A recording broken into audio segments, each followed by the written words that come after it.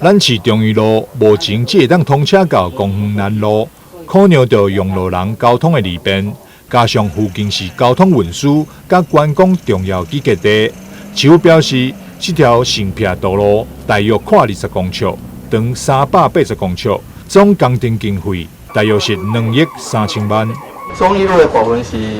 380米20公尺的精修挂开发，长衔接是110米，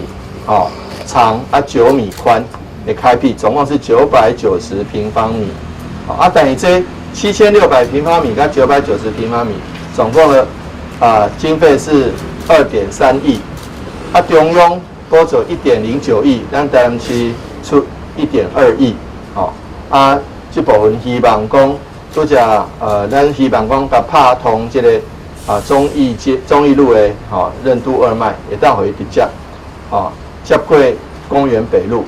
这样子的话，以现在中义路只通到公园南路，那再过去的话就可以通到公园北路，对咱地方的交通的利便较大的帮助。长衔接的部分拍通了后，110米拍通了后，就会当这个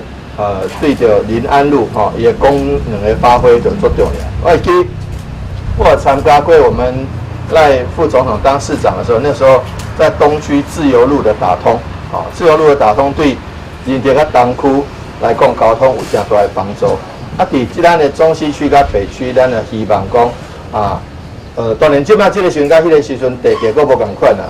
即摆即个时阵地价阁加较贵，较贵足济，咱希望讲就参像咱公务局所规划的这样子，因为这市区道路里面这一条算是效益比较高。